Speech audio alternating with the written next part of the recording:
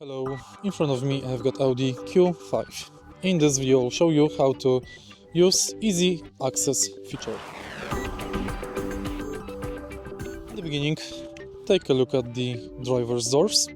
Right here we've got this handle.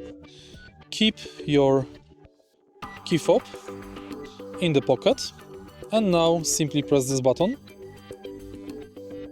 to lock or unlock the doors.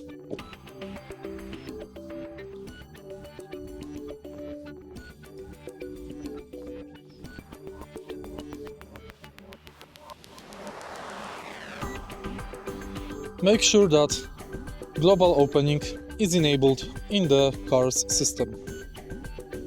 If you find this video helpful, please leave like, comment and subscribe.